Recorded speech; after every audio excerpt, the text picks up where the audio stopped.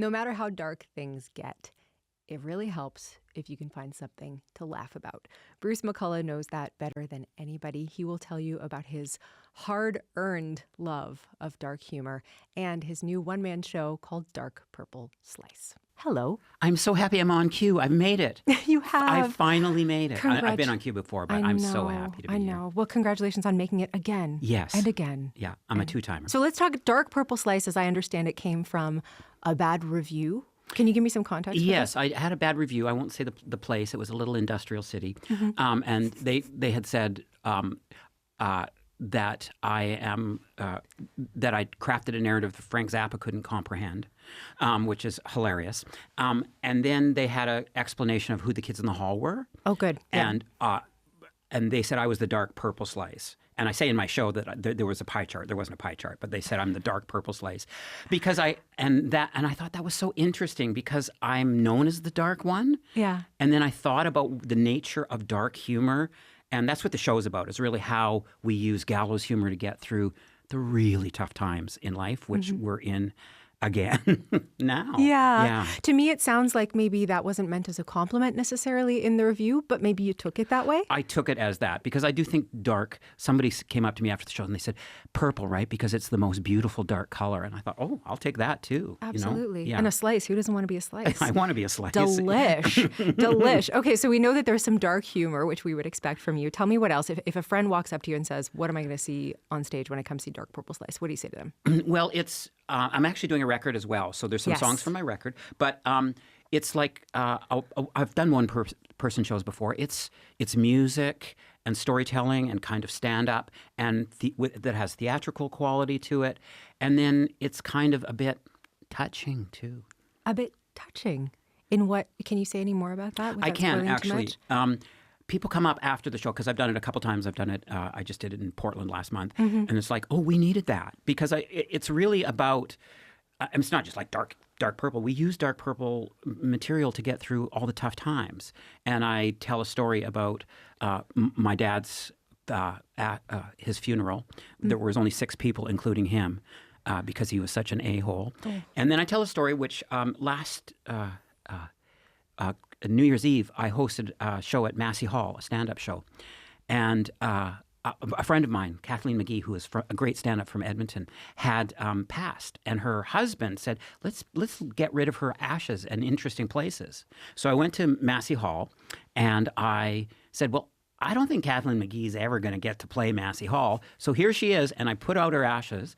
And then, of course, something came over me, and I snorted them. And so she would always live in me. So I tell that story. You like that? I made her laugh. This is my goal today. I mean, I'm laughing because I'm just, not everybody gets to play Massey Hall, and not everybody gets to be snorted by Bruce McCulloch at Massey Hall. Well, so she lives in me, and then I tell a little story, which I think I've talked about before. My friend Gord Downey, who I was very good friends with, and so. I talk and I read some of the emails that he and I had sent each other in sort of the last year of his life that were using gallows humor. Oh, man. And it's kind of touching. Like I did it when he first died, and then I retired it because it was getting kind of heavy for me to do it. But I do a little bit again, and it feels really good because that gets you through all the tough times is humor. And I say in my show, in the dark times, sometimes humor's all we got. Truly. Yeah. Can you give me one tiny example of something you and Gord wrote to each other in those emails? Yeah. I said that I knew he wasn't sick, even though I knew he was, and that his this tour was clearly a ploy to make money. And then, but here's the funny part, because I'm dyslexic, I misspelt it, plow. So he with his cancer brain had to get, this is clearly a plow to make money. And what he wrote back was, and I do this in the show, so you still have to come, though, if you're here. For sure, come, yeah. That he said, we will indeed try to plow some farmland as we move across Canada doing shows. And then he signed it, Gord Downey, friend of the farmer. Oh. And it's like, I say that to people, they die, because it's so beautiful. It is really beautiful. It's like welling me up a little bit. Yeah, it's welling me too. up, yeah. Yeah. Oh, man. I'm sorry for your loss and for all of our, he looms so large for so many people still. Yeah, and this is the thing too, which is like people say, why am I doing the show? Well, I'm really good. I'm still really good. Yeah. I'm not a very good actor. I was doing North of North yesterday. I hope I make it into the show. But I'm really good at this, and I love this. And part of the reason is Norm Macdonald can't do it. Gord Downey can't do it. I'm still out there doing it. Man, that's an interesting mission. Yeah. Well, and I'm a blues musician. I'm going to do it until I can't do it. And, I don't care if there's 20 or 200 or 2,000 people. There's not usually 2,000 for Bruce McCulloch, just maybe Kids in the Hall. But I love it. I love communing with people, and it's the best. I'm staying in some weird hotel in Sarnia. It's going to go perform for them. I love it. That is the best. Yeah. This is, as we're getting a sense, this is way more than a stand-up show, of course. It's way more than jokes. This has a music component that we'll get to in a little bit. I read somewhere that it's sort of like a poetic flyover of your life. A little bit. I do talk about, there's the corny part. Like, I am a real humanist, and I always have been. And people always think I'm this dark little effer.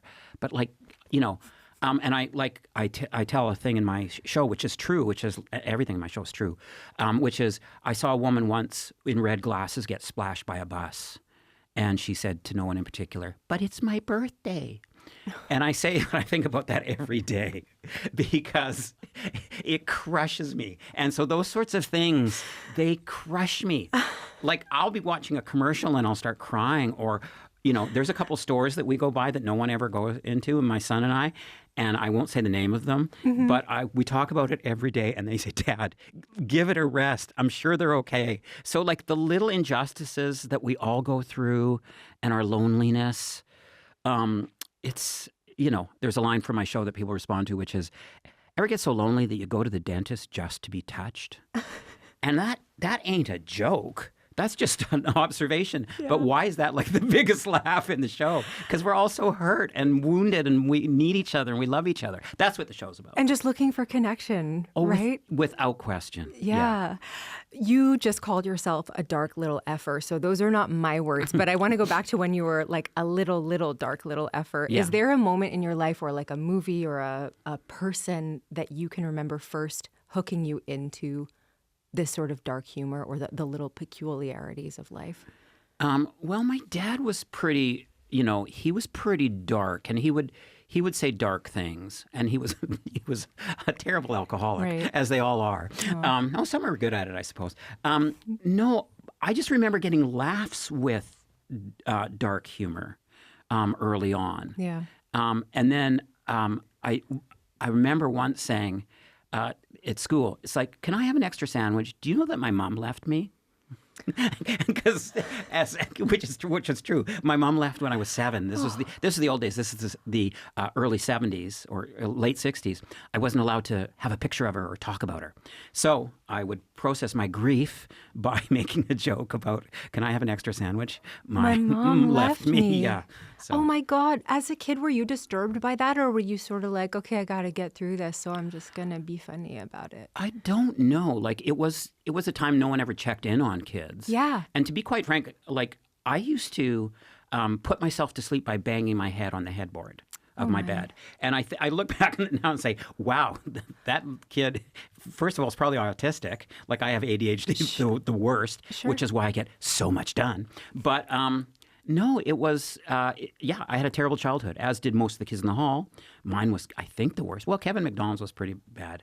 His dad would tell him, "You'll never amount to anything," like that kind of stuff. Have you guys ever ranked it, like gotten in an order of who had the worst childhood? Yeah, I think his was the worst. Okay. And Mark's was the best because his dad was a diplomat and they had money. How's he even funny? I don't even know how he's funny, but he's the best, yeah.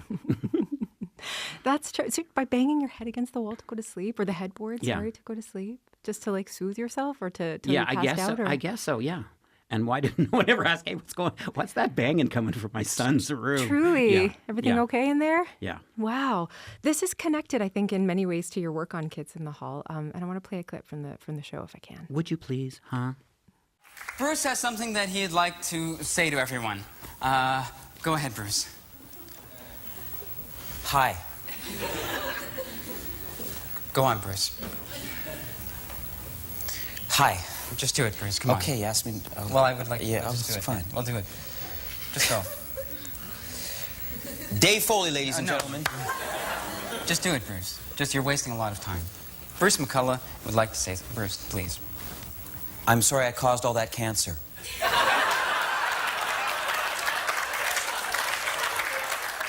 See, we had said I was the cause that we knew would cause cancer in a writing session that came up. Oh, really? Is that how it happened? That was the setup for that. Right. Yeah. So this is the setup that we see. Then you come out, you apologize for causing cancer. Some people laugh. Yeah. What is it about a joke like that that you think not only appeals to kids in the hall, but to wider audiences? Well, because everybody knows somebody who has had cancer. Mm-hmm.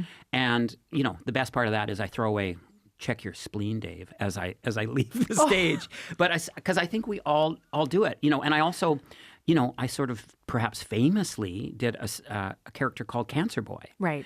Oh, my marrow is low. There's no hope for me. As we're going to Brain Candy reunion reading in San Francisco tomorrow. I think because people have to get through these terrible things, and I think it helps. Yeah. And I love my Cancer Boy, and so I'm not doing it to be cruel. I'm doing it those poor cancer kids. I can't.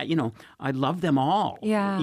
And so I think that's why I do it. And I've heard from people who've had cancer, or their children have had cancer, that they love that they can laugh at this dark thing that they're going through. Because you have to. You referenced Brain Candy. That's what Cancer Boy is, a character from that film, and sort of famously had a mixed reaction where some audiences and even some movie executives were really bothered by this character. What do people miss about the joke when they have a reaction like that? They just recoil because they think and this is the point of my show, I'm not making fun of cancer boys. I'm partnering with them.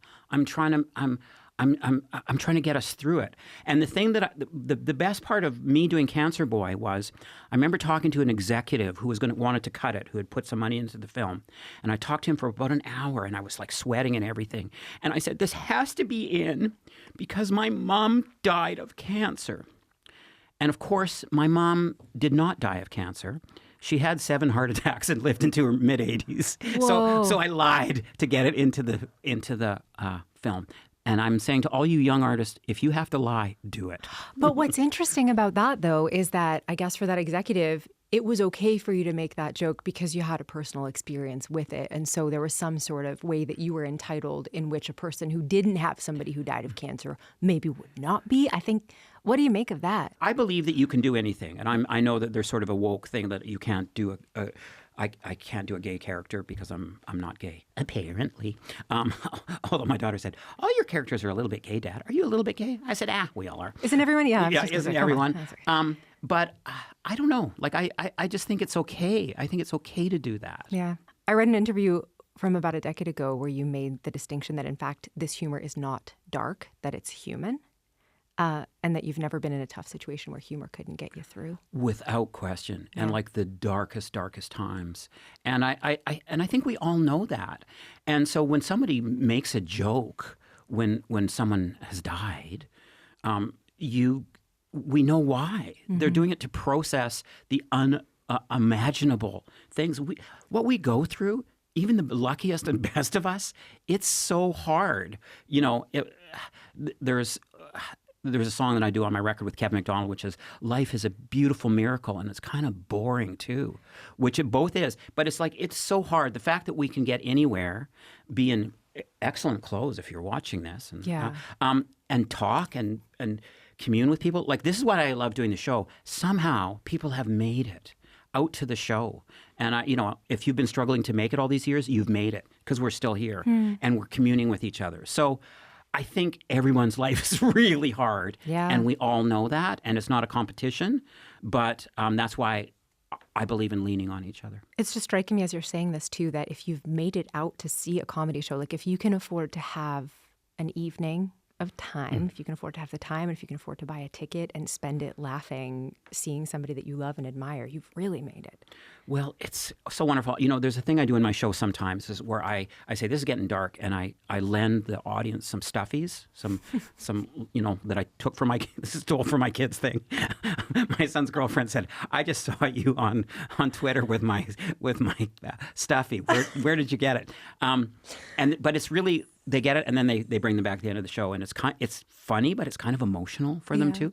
And I had a woman find me on Instagram afterwards and said that was the anniversary of my sister's death, and it made me so happy to do that. And then they come up on stage and say goodnight with me. But it's like you don't do that all the time. You can get lucky doing that, and of course, I just want to have people to just have a kick-ass time too. They don't have to come, and it's not a heavy show, but if that's a bonus, if they're feeling something emotional, oh my God, I'm so happy. Part of it came from your experience during COVID too, right? I actually think life is harder now since COVID in some way because we didn't really process what we went through. Like there was no group thing. We're just all shaking hands again. And but all the things that have happened in the world and in America, whatever, and often in our own lives is even harder, I think. So I think we need each other more now, even than COVID. Yeah, I would agree with you. We still have for sure not recovered, and we don't even know the ways that we haven't recovered. You go to some really vulnerable places in this show. I mean, I'm saying this, I haven't seen it yet because you're about to go on tour, but from my understanding of it and what you're saying now, is there a line for you in terms of how much you're willing to talk about your family or personal life when you're writing something like this? I'm very careful with my children. Just because they're such little sucky babies. Kidding. Daddy loves you, right? Daddy loves you. I'm out trying to make money for you guys to go to U of T. Exactly. There has to be a reason for it. I'm not really into like just telling the dark stuff or something like that. It has to be funny and relevant, but I'm actually a quite private person, which is the thing. Yeah. But I do it because I have to. That's my job. I'm an artist. But I don't get into creepy things. I don't know what a creepy thing would be. I'm dying to know an example of a creepy thing, but I guess you're not going to get into it. I like elf porn. Okay. You know the character Elf? Yeah. Doesn't everybody though? That's sort of what I was guessing you were going to say, but I didn't want to put words in your mouth. Yeah. Okay. Real Will Ferrell kind of a guy. Yeah. Okay. Got it. I should note, there's also music in this show, as you've said already. You wrote music with Craig Northey, famously of the Canadian rock band The Odds. Back in the 90s, you actually directed one of their videos. When did you first meet Craig? Well, he was doing some stuff with the show, and he had helped. I'd written something, and they would help me with Brain Candy and stuff. I had written Some Days It's Dark, which is a song I did in Brain Candy, and I will do, and I do sometimes when I do shows. We just became friends, but I was not friendly with him at first because all the other kids in the hall liked him. So I was suspicious of him for a long, long time. Yeah. But we're very close now, and he does all my music, and he produced this and co-wrote some stuff with me. And sometimes he does live shows with me. Maybe he'll pop up in my Vancouver show. Who knows? But he's just been, he's the guy you call and say, I need a song in 20 minutes. And you go, I can do it on the way to the airport.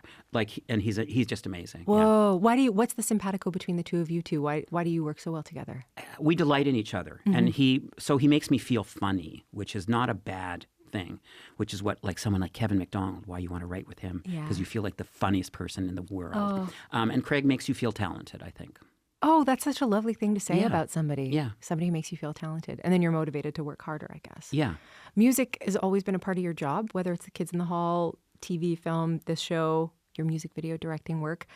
And you were a punk rock musician growing up. Punk rocker? I was a punk rocker. That right? Yeah, you were a punk rocker. I was a punk up? rocker. Was there ever a sliding doors moment where maybe Bruce McCulloch would have been a punk rock musician rather than a performer, writer, actor, all these things? I'm so glad I didn't. No, I had friends who were in our band, the Shadowy Men from a Shadowy Planet, and who are my lifelong friends. They were 2 years older, and I just saw them carrying their Ampeg amps out every night and losing money. And I don't know. I never thought I wanted to be a rock star. And when I found comedy, I did feel like I was coming out of the closet. Like I was on fire. This is my thing. And I like music, but there's a lot of guys who can jump around and play guitars, and I don't want to be one of them. There's a lot of gear to carry. Oh my God. There's a lot of stuff to carry around at all times. Meanwhile, you've got your brain with you at all times. You don't need to load anything into a case ever. Ever. We're going to premiere a song from your upcoming album that's in I was going to say based on the show, but is it like a companion It's a companion piece, and it to- comes out in a couple weeks or something like that. Yeah. Okay, Yeah. so nobody's ever heard this song before, and they're about to, and it's called "Life Is for Living." You kind of referenced Yep. it. One of the lines from it earlier about life being quite boring. Yeah. Can you tell me a bit more about this song? Well, it's featuring my good friend Kevin McDonald, and it was one of the things I feel like life is amazing. And God, what am I going to watch on TV tonight? So I think it's really a celebration of how much I love this stupid, beautiful, boring life. Yeah. The line that I wrote down here that I really liked is, comfort yourself if you have any doubt that things hardly ever work out. Well, yes. I mean, we occupy ourselves and we wrap ourselves in plans and to-do lists and all that stuff to comfort ourselves. And no, things hardly ever work out. Am I meant to be depressed by that or comforted by that? No, it's like stoicism. It's like, it's Okay. fine. It's Right. fine. Yeah. Of course things never work out. Right. Why would we expect them to? Sure. Yeah. So I think that's the celebration of that. Don't be so hard on yourself, which is what I think all the time to everyone. I like it. Okay, we're going to hear the song. Is there anything else you wanted to say about the show that you didn't get to say yet? No, you've done a very good job. You've also done a very good job. Okay, we're just going to give each other a lot of compliments, yeah, and then that's it. We're going to play a song. No, I really appreciate what you said, and I appreciate how, how hard-earned your devotion to using humor to get through darkness is. It's my life's work. And, I walked into Loose Moose Theater when I was 21 or 20, and every day since I've devoted myself in one way or another to this. I'm obsessed with it. Well, And here I am. we're better for it. Thank you, Bruce. Thank you.